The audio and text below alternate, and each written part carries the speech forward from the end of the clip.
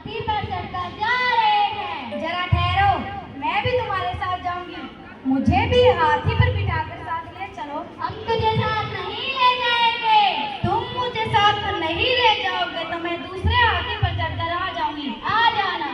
पिताजी, हम भी हाथी पर चढ़ेंगे।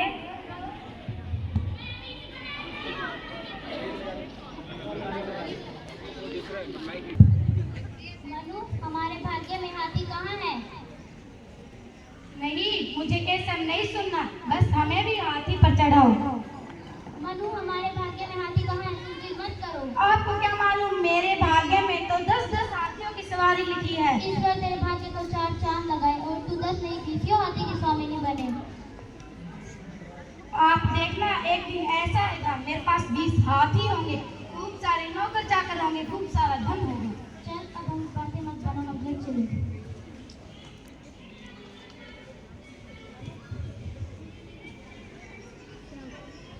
मनु, इधर आना।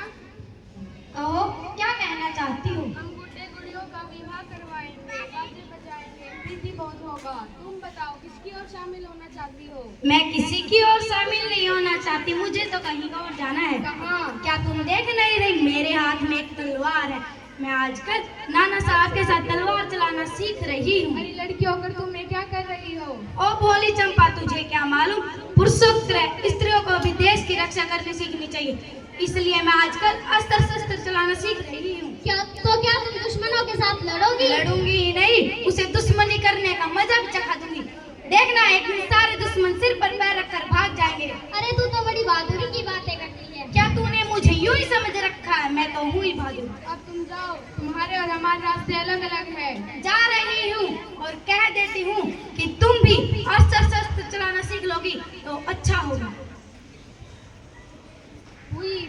हुई वीरता की वैभव के साथ सगाई झांसी में, ब्याह हुआ रानी बन आई लक्ष्मीबाई झांसी में।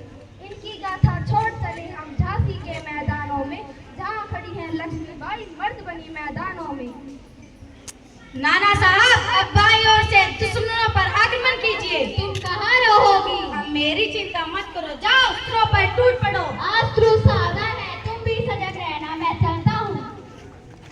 जाओ साहब, अब दाईं ओर से दुश्मनों को घेर लो, एक भी दुश्मन जीवित मत छोड़ना। आज ऐसा ही होगा, चिंता न करे महारानी। आज तुम दामोदर राव की रक्षा करना और देखना मेरे शरीर को कोई हाथ न लगा सके। मैं चलती हूँ। सुंदर सुंदर, मेरा कर्तव्य पूर्ण हुआ। आज तुम दामोदर राव की रक्षा करना और देखना मेरे शरीर को कोई हाथ न लगाए। मैं चलती हूँ, आप मुझे संभालना। स्कूल में लेकर आई हूँ। महारानी, आपकी है हालत। मेरी प्यारी सखी की से ही वीर गति कहते हैं, यह बहुत भाग्य से मिलती है, मेरी यह बात याद रखना। घबराओ मत, मैं आपके शरीर को किसी भी दुश्मन को छूने नहीं दूंगी। माँ,